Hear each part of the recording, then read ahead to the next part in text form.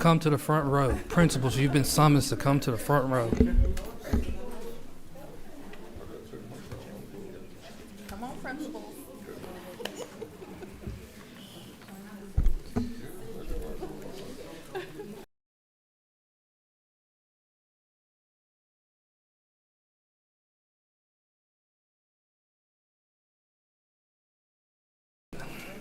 The time now is 5:30 p.m. and I call the Thursday, July 16, 2026 meeting to order. Madam Clerk, please call roll. Dr. Williams. Present. Mr. Payne. Here. Ms. Walker. Ms. McLaughlin. Here. Ms. Cunningham. Here. Ms. Averett. Here. Mr. Graves. Here. Next, we'll move to item 1.3, approval of the agenda. Mr. Chair, I move that we approve the agenda as presented. I second the motion. Give me 1 second. Motion has been made by Ms. McLaughlin, second by Dr. Williams. Any discussion on the motion? Any discussion? Madam Clerk, please call roll. Ms. Cunningham. Yes. Mr. Payne. Yes. Ms. Averett. Yes. Dr. Williams. Yes. Ms. McLaughlin. Yes. Ms. Walker. Yes. Mr. Graves. Yes. Next, we'll have the moment of silence and pledge of allegiance by Ms. Walker.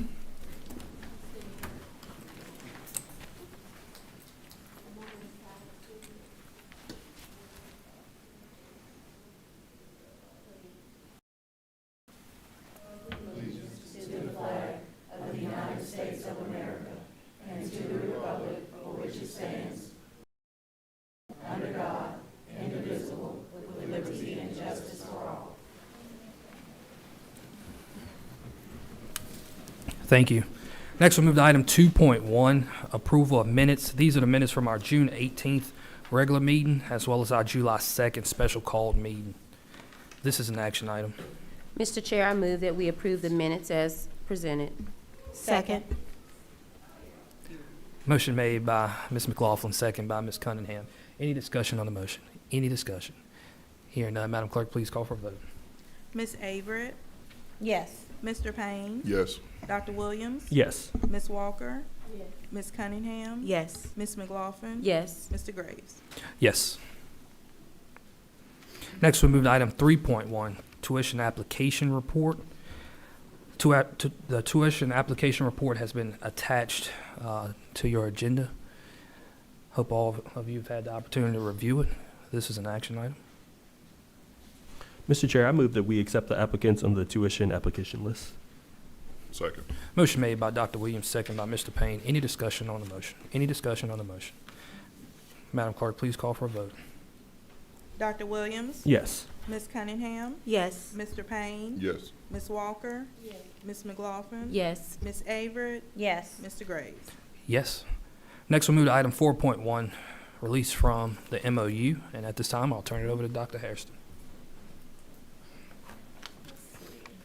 Am I driving? You got a clicker right there. Okay, awesome. Mr. Graves, members of the board, we are so very excited about our opportunity to move beyond the corrective action status, as you have heard and seen in the paper and heard from us.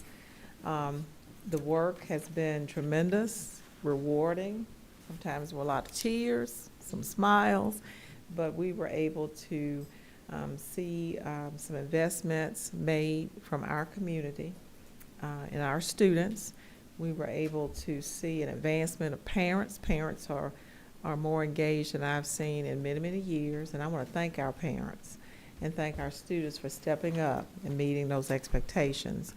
So my challenge was to recognize some of our principals represented this evening and you all for your support, but to go through the exit interview, which won't take very long, that Mr. Graves and some of the senior team members, Dr. Babalola and Ms. Gillis are here, and Ms. Wimberly participated in the exit interview. So the process was that there was a first read in April to allow us to exit the corrective action status in MOU early, 1 year early, based on student achievement data. There was a first read, and then there was an exit interview with the state superintendent and the board chair and some others from the Office of School Quality. So I'm presenting to you that plan. Mandating cohesiveness through key MOU drivers. Student achievement suffers when the system fails to have standards for success in these 4 areas. In Danville, all 4 areas had to be addressed, and there was a lack of cohesiveness and alignment. And I challenge us not to forget that, because once we start forgetting where we were, we can get right back there through bad practices and lack of alignment. So we worked diligently with the academics and student achievement, curriculum development. You probably heard Dr. Babalola talk about curriculum development was one of the first charges she had, was to develop pacing guides, ensure teachers had resources and lesson planning processes, evidence-based instructional practices, effective use of formative data, reduction of chronic absenteeism. We had about 2,100 students 5 years ago who did not attend school regularly, missing well over 25 days a year, and that's been reduced well over about 70%. So our children are in the seats. We still have a ways to go, but they're in the seats, and we have lots of partners to make sure children are learning. We cannot teach an empty seat. Leadership and governance. I cannot thank you all as board members enough who sat through all those policy reviews. I believe you chaired for a while. Dr. Campbell chaired, Mr. Payne, and now we have Ms. Walker chairing the policy committee. That is very, very important work. We must always, always, always update our policies and be sure that they're aligned with legislative guidelines. Improve training. I can say that I'm very proud of our school board, who regularly receive honors from VSBA for participating in the training that you do and in the retreats that you host with VSBA. That's important work, and people just don't understand the cohesiveness and the depth of understanding that is advanced when we work closely with the organization. We also have benefited from additional principal and district leadership development. In fact, Ms. Hilton is not here this evening. She's at UVA with 3 of our schools with the UVA PLE program. She's been there with 4 days. Having our principals engaged in leadership training at our district office is important. The other area is operations. Operations is getting kids to school on time, having children have healthy meals. Those areas are very important to all that we do. We cannot just pay attention to the final score. We must pay attention to the preparedness and efficiency of maintenance and facilities. And we're so thankful to have the 1% sales tax. And I'm not sure if you're aware, but in the new budget that was passed into law, every district in the state of Virginia will now have the opportunity to vote on the 1% sales tax for their capital. So we have been a part of leading the way. Standard operating procedures are important. It's important that we have procedures and well-communicated procedures. And human resources, I cannot say enough. When we have vacancies, we hurt children, but I'm thankful that over the last 2 to 3 years, our vacancies have been almost 0, 1 to 2 maybe at best. And I'm also thankful for a district office team with certified individuals who will go out and teach in those classes until a vacancy is filled. And I have to give praise to Kim Agner. She is director, and I believe Kim is taught every year. She would walk away one year. We wanted her to walk. She said, these are my AP classes. I have to keep staying there. So that's very, very important. We also talked about and spoke to the ecosystem that's important. The Office of School Quality provided a sense of urgency and accountability. We were accountable to someone beyond the Danville Public Schools. We also had to build capacity. We had to build capacity with teachers, district office staff, and leaders, and there had to be a system of accountability for us. And so those were targeted collaborations that we benefited from. We reframed limitations. There were some individuals who just wanted to have the perception that corrective action plan was a bad thing, not a good thing, but it was a good thing for us because it created a community sense, a sense of urgency around the community or throughout the community. It was good for us based on where we were. And so the MOU, when it was signed, the corrective action plan, was a bridge to get us to higher performance. We also spoke in our exit interview about external accreditation. A close partnership with Cognia, with Activate was very important. They provided STEM certification and accreditation for that wonderful program. We spoke about robust partnerships. We continue to partner with City of Hampton on our data and how we look at data. And we even have teachers now who want to know how to engage that data. So we actually putting together some opportunities for them. We wanted to know how to measure what was working and what was not working in those assessments. Internal policies and operations were very, very important. We have audits. We regularly audit what's happening in the classroom and what's happening in the school.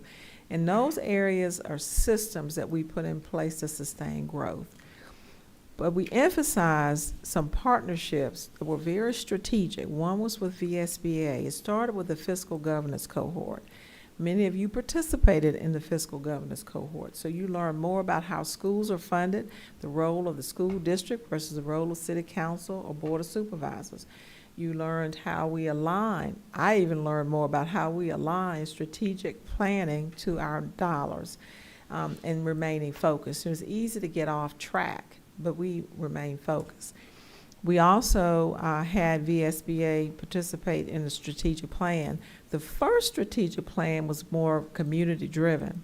I'm proud to say the second strategic plan started with each of you at a board retreat, identifying the gaps and saying to the community and to us, myself, this is where we need our district to go. And that was very, very important. The VDOE teachers and leaders, the VDOE provided a lot of support in professional development for our teachers and our leaders. We partner with UVA PLE, our partnership for leadership and education. And I can tell you that program has changed the way principals lead. And we are very excited to continue that partnership.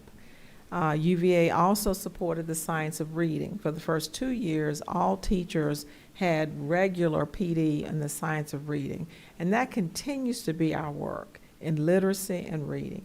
And also our cognitive STEM certification. So these partnerships externally made a huge difference, but I cannot understate the importance and impact of the partnerships right here in our community. Our community, you know it and I know it. They've stepped up with supporting PBIS. We actually had a gentleman walk in, what was it? Megan's not here. 2 days ago, he said, I'm named his company, and he said, I'm here to support the school system. And how can I do so? And so we were saying, well, you can donate some funds to our PBIS and sports programs, and we have a funding strategy, platinum goal. So we were pointing to the $2,000 range. He said, what about this $10,000 range? We said, well, we'll take a check today, sir. We'll take a check today. So there are people out there who have belief in the work, the CTE programs, the programs in the arts, the performing arts. Our orchestra has been invited, as you know, to participate in VSBA.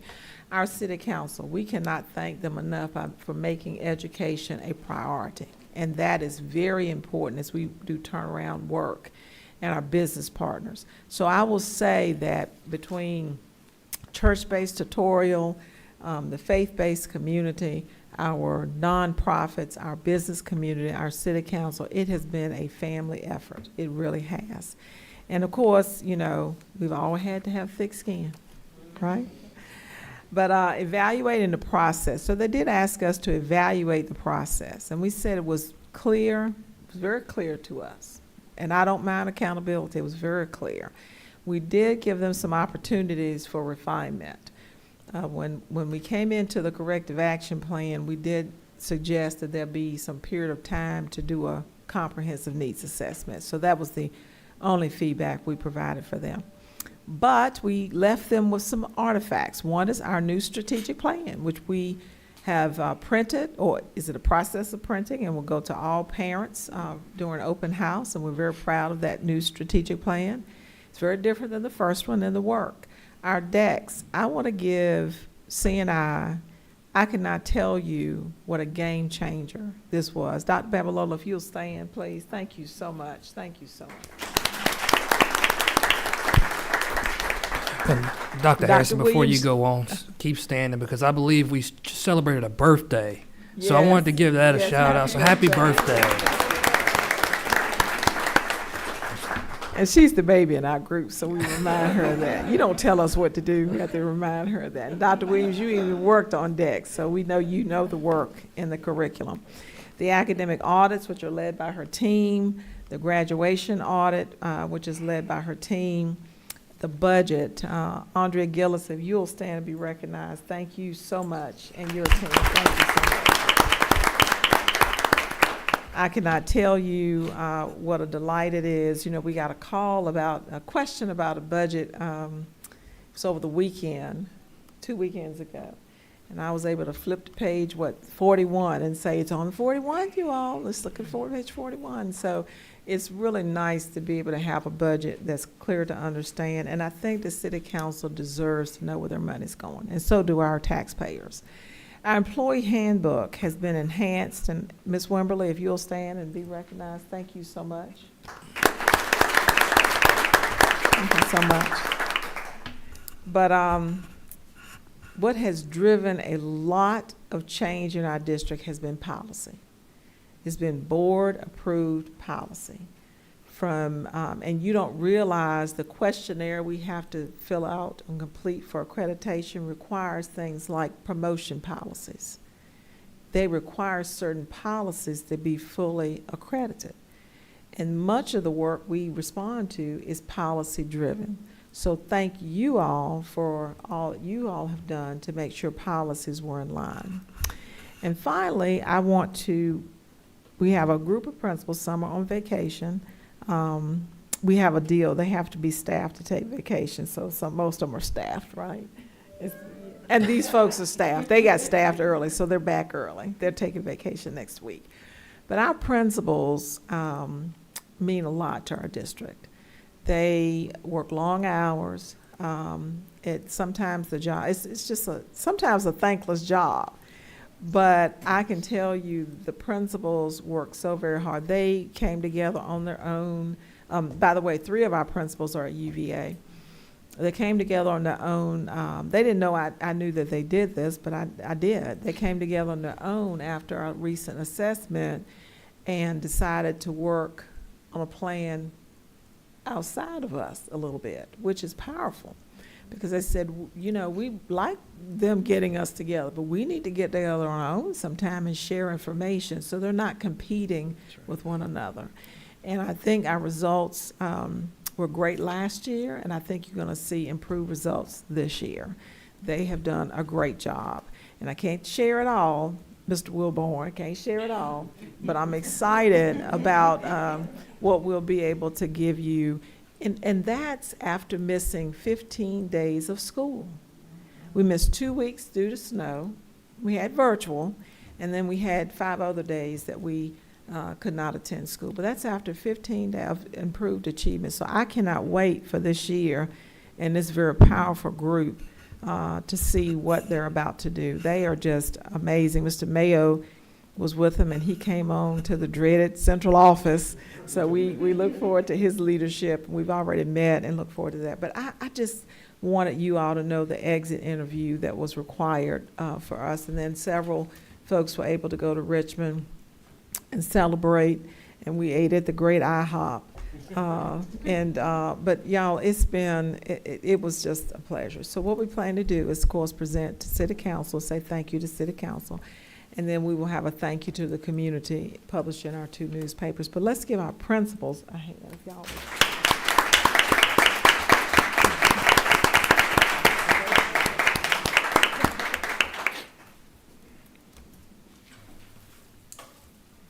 So we're starting something this year. It's a challenge coin with our seal.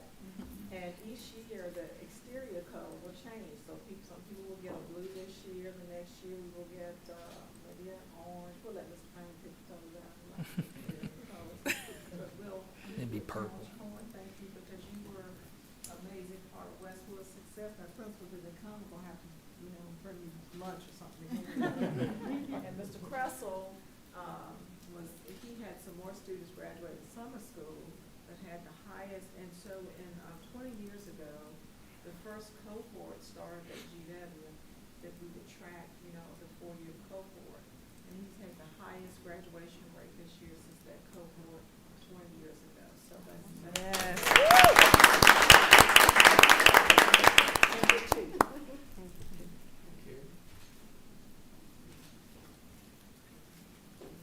And then we'll give these out throughout the year, and you all, school board members, would like to hand these out. Thank you. Challenge coin, not as big as the police department.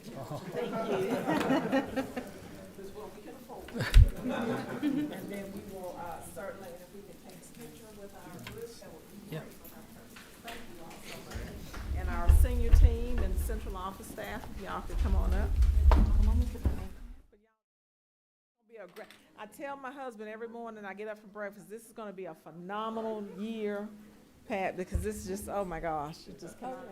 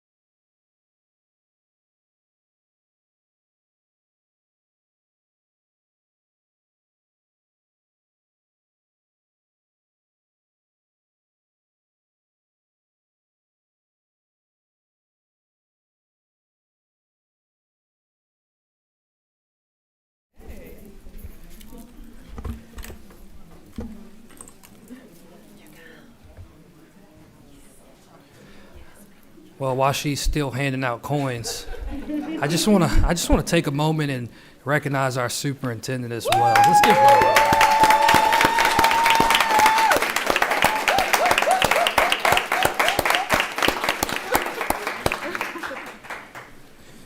Dr. Hairston always put others before her, and she is, if you know her, you know that she's crazy about our children. And that's the type of leader that we need. That's the type of leader that Danville deserves. And oftentimes she comes to the podium to recognize her people and her people first. So we appreciate her leadership, because if it, had not been for her and who she trusts and believe in, we wouldn't be where we are. So we're grateful, very grateful for her leadership, and we're also grateful for where we're about to go. And while we're headed that direction, we never forget where we come from. And I remember the day that I walked down at the Institute to meet her. I said, that's the one. So we're excited for your leadership. And I just go back to her interview when she handed over her plan. I said, a plan? She got a plan. And again, we believed in that plan. Day one, she hit the ground running, and we appreciate you for that. So I believe she deserves another round of applause. Mr. Graves, if I may, Yes. and I will say I was an employee when she came, and of course we were like, oh, here we go, another change. But I will say, even with the headache that it took, the consistency, staying the course, I think that that's why we're here, because you did not deter, even with some pushback, no support. You stayed strong for our district, and that's why we're stronger today. So I definitely appreciate you. Absolutely. Anyone else? Awesome. Next, we'll move to item 5.1, accounts payable warrants.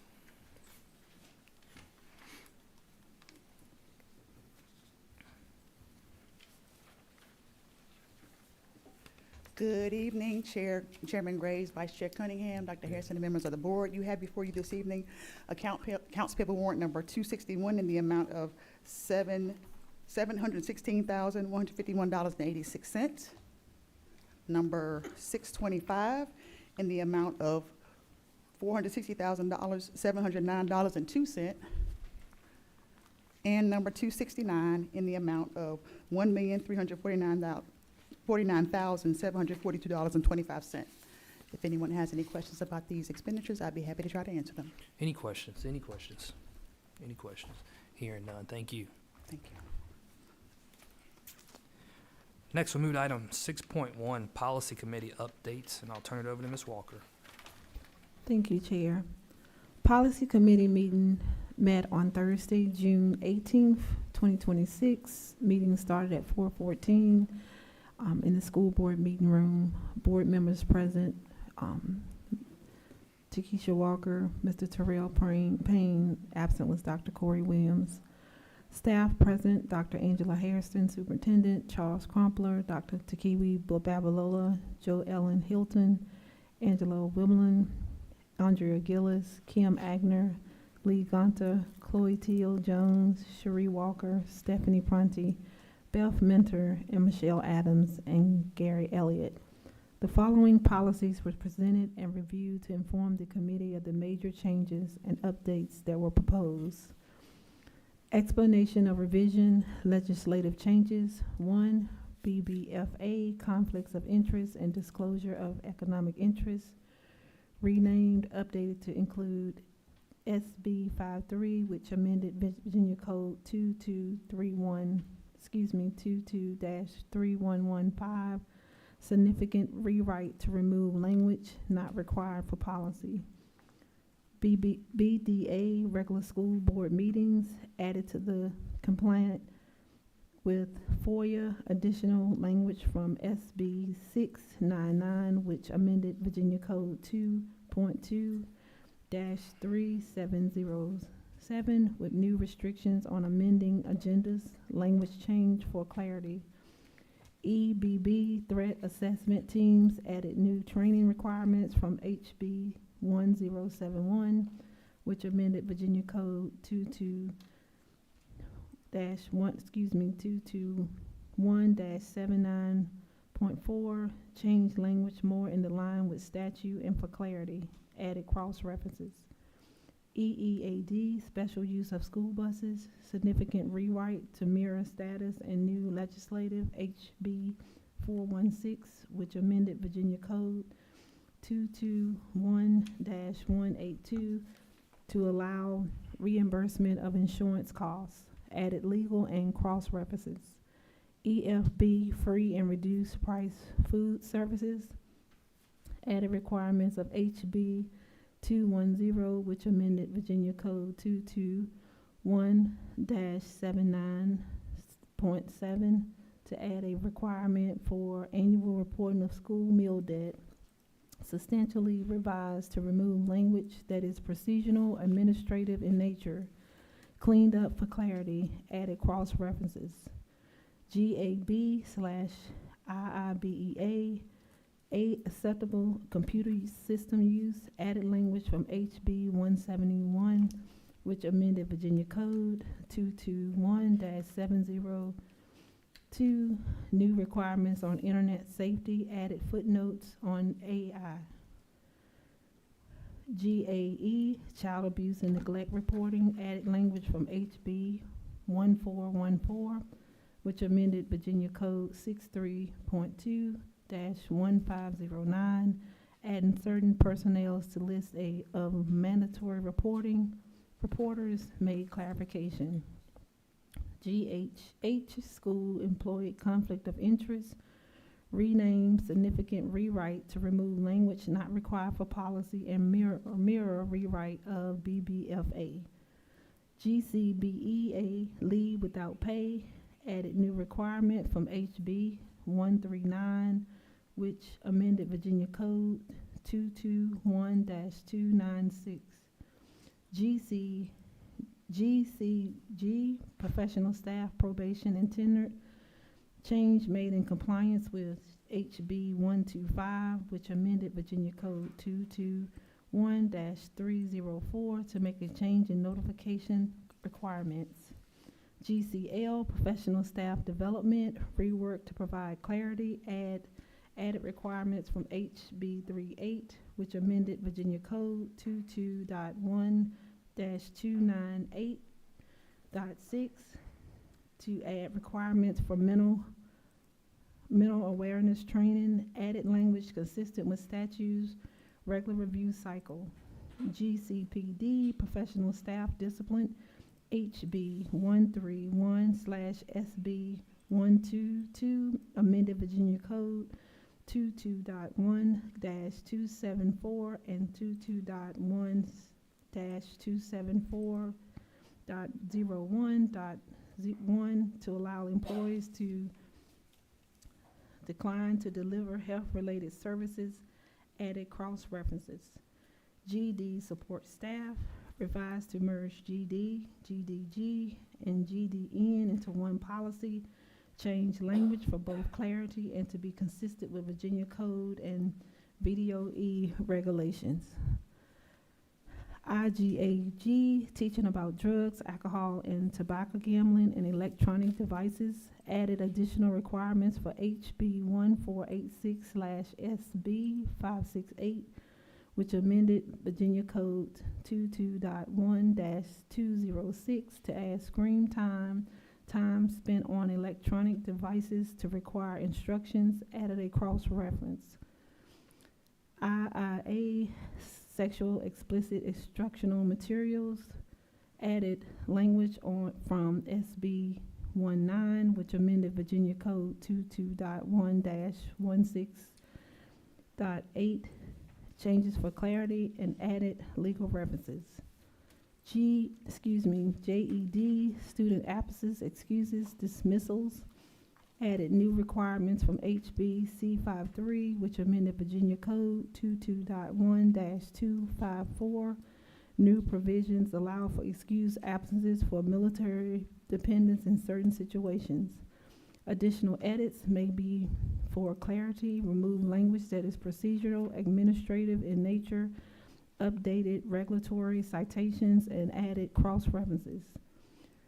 JFCD, weapons on school property, created mirror policy. KGBA, administrative changes.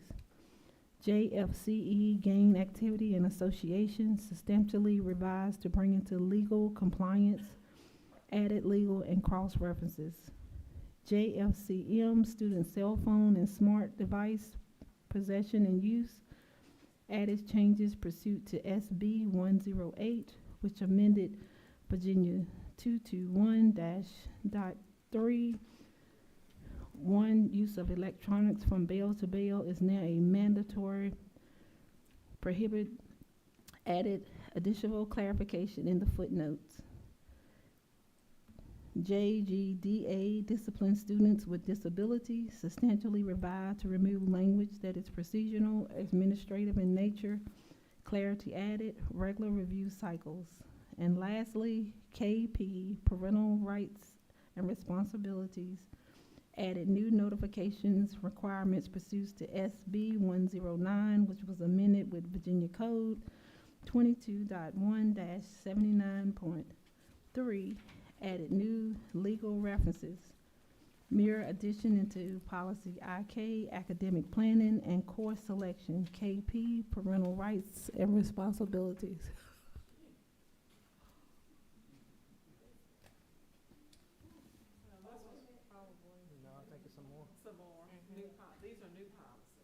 Policies. I didn't go to the back page. The following are recommended for new policies to be adopted. IK, academic planning and course selections. Some language taken from policy IAA, notification of learning objectives. Additional language came from SB 817, which added Virginia Code 22.1-79.32. ILBC, College Board School Day Program requirement in HB 410, which added Virginia Code 22.1-9 that requires a SAT College Day program. JLB Financial Aid Information and Guidance for High School Students, new requirement added by HB 1095, which is added Virginia Code 22.1-06.4. JX Extracurriculum Activity Notification, new requirement from SB 245, which added Virginia Code 22.1-79.3. To KGBA, weapons on school property. This is only a mirror policy to JFCD to add this policy to a section inclusive of all persons. It has previously only been in the J section, which is student policy. KPA, parental notification of safe storage of prescription drugs and firearms. New requirement per SB 817, which amended Virginia Code 22.1-79.3. Retired policy. The following is a recommended existing policy to be retired. INBC, instructional materials with sexually explicit content review. Policy deleted because it encompassed an IIA, sexual explicit instructional material.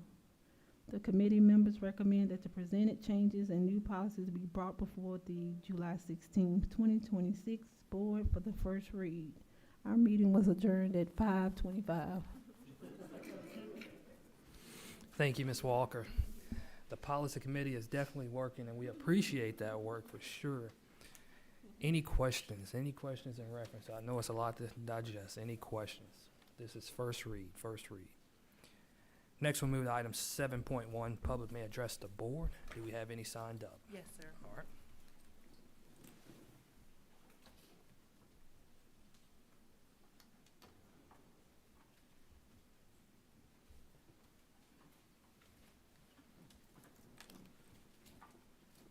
If you'll read the guidelines, please.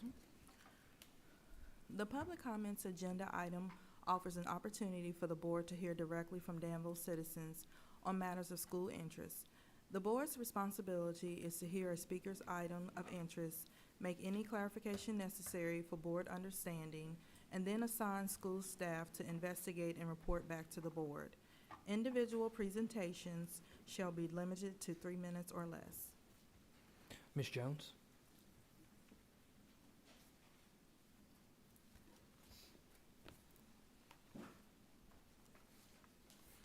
Good evening. Good evening to everyone. My name is April Jones. I'm a new resident of Danville. I live at 129 Keenan in Danville, 24540. I came tonight because I have two very concerns, and I'm not through with going through the budget. I am a former board member, so I'm very versed on how a board is handled and the procedures and the different things that go on with boards. But I do have two direct questions tonight. One is about the hygiene for the students in the school. I didn't see a line item that talked about where the students were able to receive hygiene products to be able to help them in sanitary procedures, cleansing items. Where is that on your line item? So, Ms. Jones, we don't answer or respond to questions Oh, directly okay. in the meeting. I can just ask them and. Yeah, absolutely. And I'll let you Okay. finish, and then I can direct you to the Okay. right personnel. Thank you very much. I appreciate that. Yes, ma'am. The other question that I have is that, and this is not, I'm part of the Minister Alliance here in Danville, and this is not from the Minister Alliance. This is from me personally. We were addressed the other day in reference to the minister, coming to the Minister Alliance about the Nurturing Young Minds childcare, and that it was under some kind of discrepancy of whether it should remain open or not. My question is that they have 80 students there with many parents involved as well as staff. And if there is a discrepancy as to whether the school should remain open, then I think that it should be something that should be brought to the public, because we need to understand, everyone, that these are lives. These are children's lives as well as adults' lives. and the workers and the staff, and making sure that parents are protected when they have different things going on about a school may be closing. So I brought that issue to you tonight to let you know that we are aware of the fact that this is going on, that there's some kind of discrepancy there with this school. And this is not coming from the Minister Alliance. This is coming from April Jones, okay? So I don't want anybody to get that confused. They had told us that some kind of consideration had been brought to a conclusion. But since it was brought to us, I felt necessary that I come to the board and let them know that we are aware of it and that we wanted to make sure that we had, let you know that we're aware of what's going on, okay? Thank you, Ms. Jones. You're I very appreciate your concerns. Dr. Babalola is sitting in the back. Dr. Babalola, you raise your hand. Ms. Jones, that's Dr. Babalola, and she will be able to assist you with your questions.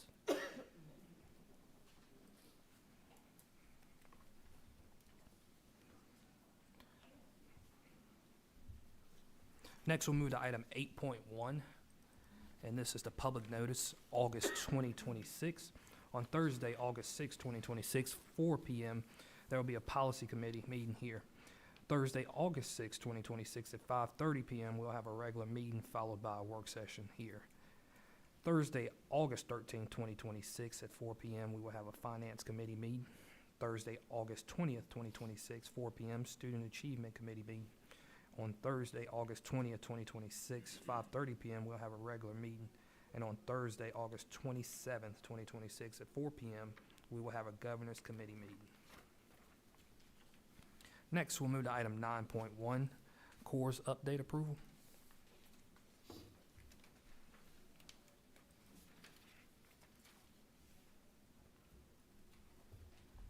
Good evening, Chairman Graves, Vice Chair Cunningham, our superintendent, and members of the board.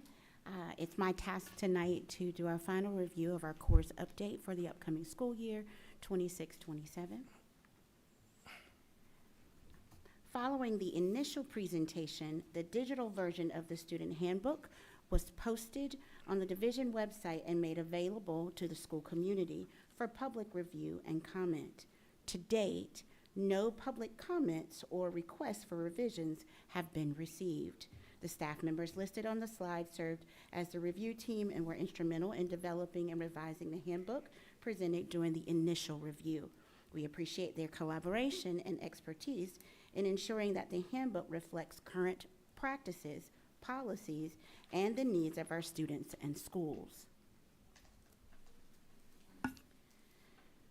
One addition is we strengthened the restorative practice language to align with recently enacted Virginia laws.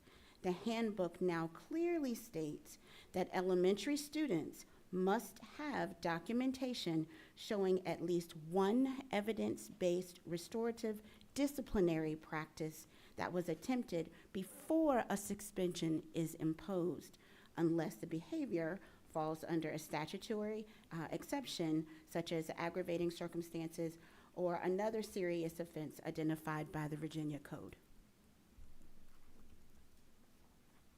These additions were detailed to you in the initial review of students that may not have their headphones, earbuds, or electronic devices on their person while on school campus, and students and parents and guardians are required to pay for lost, stolen, or damaged school-issued electronic devices. As a reminder, our Chief of Schools, Ms. Joellen Hilton, will continue to provide guidance and communication and support to our school leaders. Again, there's so much to celebrate in our district. These updated photos that you will see in the new handbook provide a wonderful reflection of our continued success and growth and positive experiences here in Danville Public Schools. And finally, at the recommendation of our new director, Mr. Wayne Mayo, the Student Code of Conduct handbook will be now printed every 2 years moving forward. Schools should maintain enough printed copies on site to provide for families during student enrollment. However, the 3 required signature pages must be distributed biannually collected and retained by each school. For the transition grades, grades 5 and 8, their signed documents must be shared with the receiving principal. Are there any questions? Any questions? Dr. Williams? Ms. Jones, thank you so much for your presentation. Just for people's knowledge, could you give an example of what restorative practices will look like right before the disciplinary actions are held? Absolutely, absolutely. When we think about elementary school students, we think about their cognitive development. And restorative practices often allow us to rejoin a group. And I think for all grade spans, not just elementary, restorative practices can be seen through mediation, restorative circles, resolve conflict, giving students some tools in their tool belt to be able to share their social skills, but in a constructive way to resolve the issues first. Thank you. Any others? Any others? Ms. Walker? Thank you. Are we getting ready to vote on this tonight, or? Yes. Okay, okay, so to that point, I remember when you brought it to the board, I know you all was gonna circulate it throughout, I guess the first question would be, what was the path of the circulation for parents to know, or like, is it just on the website, or what was the circulation of that information? I want to make sure I'm understanding your question. You want to know how did parents view? Like the community first, I know when you first did, this was the revision, but the community had access if there was any type of, concerns or anything. Like, how was that, put out into the community? Okay, I think I understand. Yeah. So when we did it for public comment, it was on the division website with a survey that allowed you to make the comments or requested revisions from the community. And after looking at the survey, we did not have any public comment from our community that requested any revisions to what we displayed on our website. Okay. So my second question is this information, because I'm sure this is these revisions, especially the one with the students, may not have the electronic devices. Is that something like would it be mentioned at orientation? Like, how will parents just without a shadow of a doubt know that this is something that has been added as a key revision? Well, the good thing about Danville Public Schools is we were way ahead of the game with our requests and mandates for electronic devices. So really the state law, we were already in alignment. So it's not necessarily new for them, the mandate from the state or the school board rather, as far as what to do with their electronic devices. We were already ahead of the game. Yeah, and I understood that. It's just the main thing, I guess, that concerned me just in visiting schools. Like, I know a lot of children still utilize headphones and earbuds. That was the biggest concern because, what would be the disciplinary measures around that if they were caught?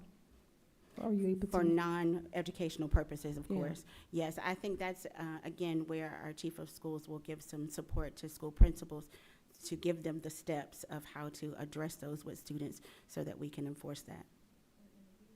Also, and this is the first year though with the second one in regards to if it's any, I guess, school issued device, Yes, ma'am. to be paid for, lost or stolen. So, but that's the first year for this, right?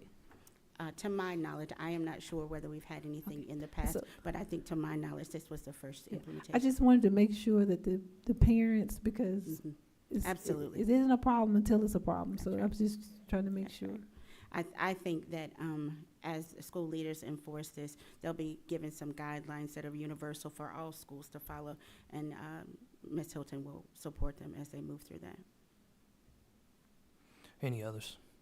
I just want to take a moment to thank you first. This was amazing work. I look at this, religiously to make sure that we're definitely doing what we need to do and what's best for children. But I also want to personally thank you for your interim work. And I think you deserve a round of applause for that, It was a pleasure. because you definitely hit the road running, and we appreciate that. And we're definitely looking forward to your work, as well as Mr. Mayo, who is here. We appreciate you guys and looking forward to what you're doing for our students. I know Ms. Jones was here and she talked about hygiene and things like that. Well, that's what you guys do, and That's right. that's your lane. So Yes, we sir. appreciate you for serving that lane, because our students definitely need that. That was my So pleasure. appreciate Thank you. sir. Any other questions? Any other questions? This is an action item. Mr. Chair, I move that we approve the changes as presented. Second. Motion made by Dr. Williams, second by Ms. Averett. Any discussion on the motion? Any discussion? Hearing none, Madam Clerk, please call for a vote. Dr. Williams, Yes. Ms. Cunningham, Yes. Mr. Payne, Yes. Ms. McLaughlin, Yes. Ms. Averett, Yes. Ms. Walker, Yes. Mr. Graves. Yes, thank you, Ms. Jones. Next, we'll move to item 10.1, personnel recommendations. Good evening, Chairman Graves, Good evening. Vice Chair Cunningham, Dr. Harrison, and members of the board. You've been presented with personnel recommendations for your review, consideration, and approval. I'm happy to answer any questions that you may have at this time. Any questions? Any questions? This is an action item. Mr. Chair, I move that we approve the personnel recommendations as presented. Second. Motion made by Dr. Williams, second by Ms. McLaughlin to approve personnel recommendations as presented. Any discussion on the motion? Any discussion? Hearing none, Madam Clerk, please call for a vote. Mr. Payne, Yes. Ms. Averett, Yes. Dr. Williams, Yes. Ms. McLaughlin, Yes. Ms. Cunningham, Yes. Ms. Walker, Yes. Mr. Graves. Yes. Next, we'll move to item 10.2, update to employee handbook and employee code of professionalism. And Ms. Wembley, before you present, I would like to respectfully request that we make this a first read, Ms. Wembley. The employee handbook has been updated to include revisions on dress code, acceptable use policy, where we fleshed it out a little bit and we added the regulation that we have in our policy, and the search and seizure policy. There's have been no changes to the employee code of professionalism, and we're presenting this for your information. Does anyone have any questions? Any questions? Any questions? Dr. Williams. Can we get a photo of our lovely employees on the cover? Sure, absolutely. Any others? Any others? Okay. What was sent to us, I know that it looked distorted but that's part, since it is first read, I believe that the policy that was sent to you was PowerPoint and not the PDF version, so that's why it looked a little wonky. So I do have, would you like this? I do have a printout of the new. So this right here that's attached, she's scrolling through is the. Yes, ma'am.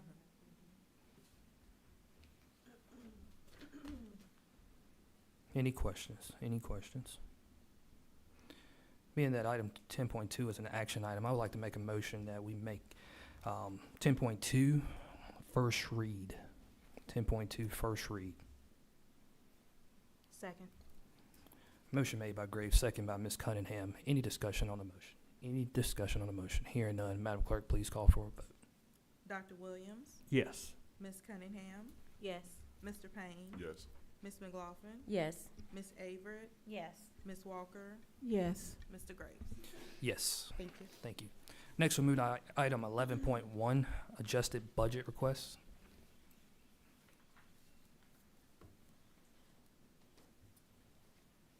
Good evening once again. I am here before you tonight to discuss and ask for approval to adjust our budget request for fiscal year 26-27.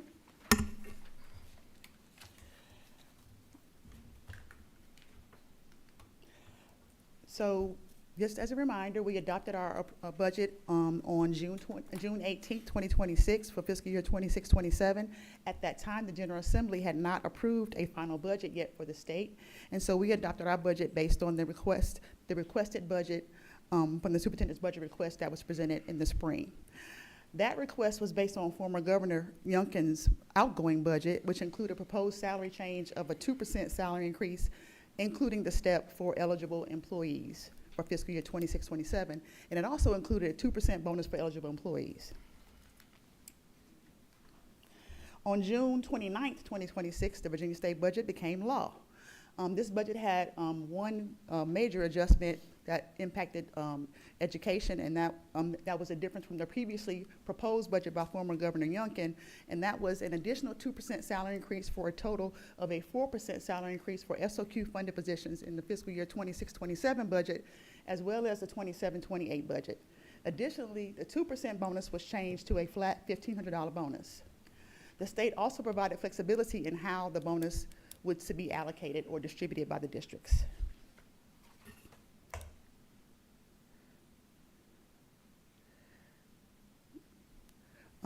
So Danville Public Schools is proposing to request additional funds from the city of Danville to provide the additional 2% salary increase for locally funded and non-SOQ positions.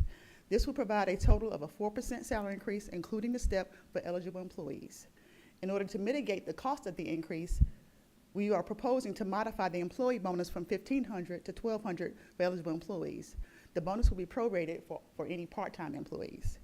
With those modifications, the total additional city request would be an additional $823,892. This approach prioritizes permanent salary increases while reducing the amount of additional funding needed. So why are we prioritizing the salary increase? Well, we are recommending that we prioritize the salary increase because the increases are represent permanent compensation. They're also included in the Virginia Retirement System earnings. Permanent salary increases also improve employee recruitment and retention, and the employees benefit from increases on their future earnings and retirement contributions. In addition, like I said before, the Commonwealth provided flexibility in distributing the bonus funds, allowing divisions to determine how the bonus is allocated. So the board does have another option, and that option is to take no action. If you take no action, we will maintain the original 2% salary increase. No additional funding will be requested from the city of Danville. We will have to return the additional funds to the Commonwealth provided for the additional 2%, and then we will maintain the original 2% bonus. We are respectfully requesting that the board approve the request of $823,892 in additional funds from the city of Danville to fund the 2% salary increase for locally funded and non-SOQ positions. This will provide a total 4% salary increase, including the step for eligible employees, and then a $1,200 bonus for eligible employees, and this bonus will be paid out on September 18, 2026, and eligible part-time employees would receive a prorated bonus based on the percentage employed. Any questions? Any questions? Any questions? Mr. Payne? Yes, thank you for this presentation. There's always good information where we can give more money, more funds to our employees. Could you break down the eligible employees for the $1,200 bonus as well as the part-time bonus? Could you break down who will receive what?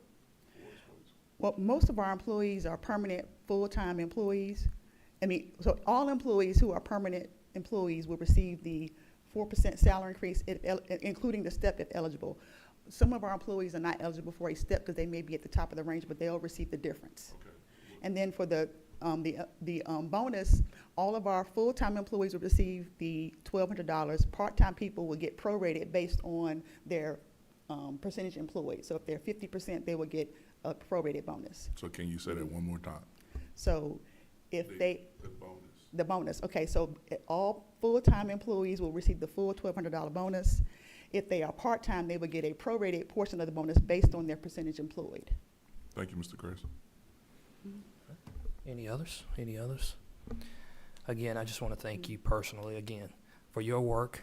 I know you had to step away for just a second. Really didn't step away, but you had a death in your family, and I think we don't stop and tell people enough how much we appreciate you. But we appreciate you, and we appreciate your finance team. Ms. McWilliams is back there, so thank you for this. This is hard work, and the unknowns are always scary. Yes. We didn't know what this would look like, so we appreciate you putting our teachers first and giving options. Yes. So again, thank you for that. And I believe this is an action item. Mr. Chair, I move that we approve the increase as presented by Ms. Gillis, Second. along with the bonus, I'm sorry. Second.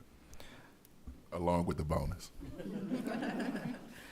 Motion made by Ms. McLaughlin, second by Mr. Payne to approve the adjusted budget request as presented. Any discussion on the motion? Any discussion? I just have something quick. I will say, in my daytime job, seeing the industry that's coming in and seeing how I used to recruit, making sure that we have the best employees and keeping our top talent, we definitely need to make sure that we reward them accordingly. Absolutely. And Mr. Grace, if I may, Dr. Hairston, Yes, I sir. can't see you, but Yes, sir. I want you to talk about it because this is where you can brag at right here with these salaries. when you first started, where was the salaries at? And talk about where we at now. So I will say that upon arrival, we had about 35 vacancies in December. And it was very hard to recruit teachers because our salaries were not at the top in the region. But each year, we've seen a support, not just for teacher salaries, but for all salaries and employees, and that takes a community.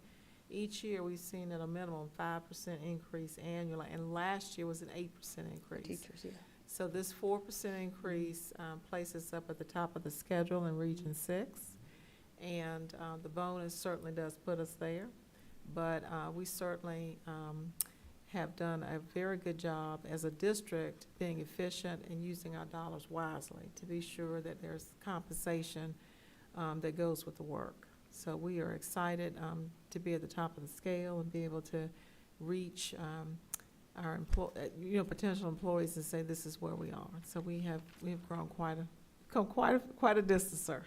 And I also want to also talk about Danville Public School District being a model for employment for other districts, and talk about as well, where do we stand with employment for our own city, where the Danville Public Schools is one of the top paying employees in the city of Danville. And I think sometimes we don't talk enough about that, but that's huge for where we started from. So I don't want to, brag too much, but that's something that we need to be bragging about, because where we come from to where we at now, we're in great shape. So I hope I didn't take up too much time, Mr. Graves, but I think that was great information. But to have a superintendent that get calls from other districts and say, how are you doing your salaries? How are you working with city council and your other partners in the community? I think that's big talk about our city and our school district. Thank you.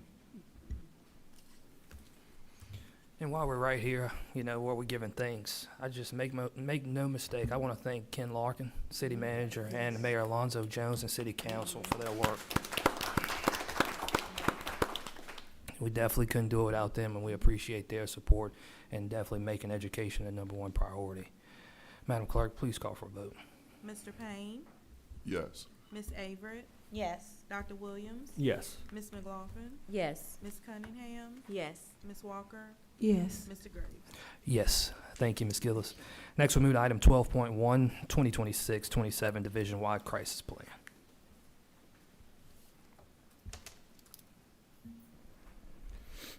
Good evening, Chair Graves, Vice Chair Cunningham, school board members, and Dr. Harrison. I'm standing before you today to present to you the crisis certification for 26-27. As you all know, the Code of Virginia 22.1-279.8 requires the school board to review the written crisis, emergency management, and medical emergency response plans for each school in the division.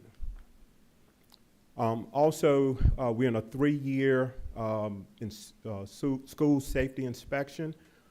They went very well this year.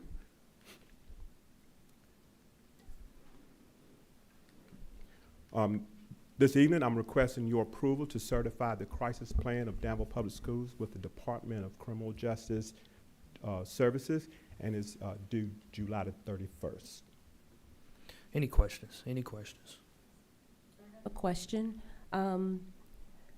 Each building has their individual crisis plan. Each building that occupies students have a living crisis plan. So these crisis plans can be updated periodically or throughout the year. Have we considered, I know we said students, have we considered a crisis plan for central office or any other building that we have that doesn't really have traffic of students? Yes, we have one in construction at this time. Thank you. Any others? Any others?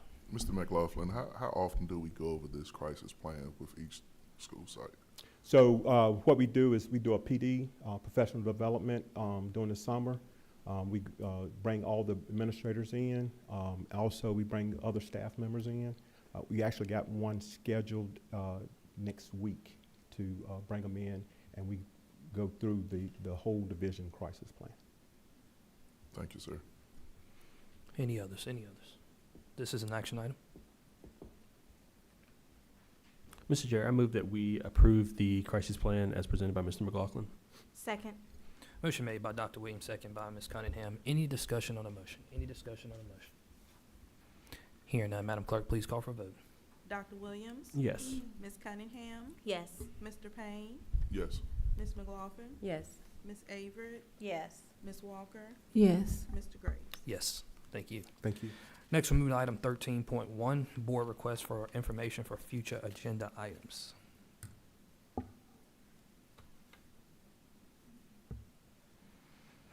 right. Next, we move to item 14.1. I have a motion to recess. Yes, Mr. Graves, I'd like to make a motion to recess for 7 minutes. I second the motion. Motion made by Mr. Payne, second by Dr. Williams to recess for 7 minutes. Any discussion on the motion? Any discussion? Hearing none, Madam Clerk, please call for a vote. Dr. Williams? Yes.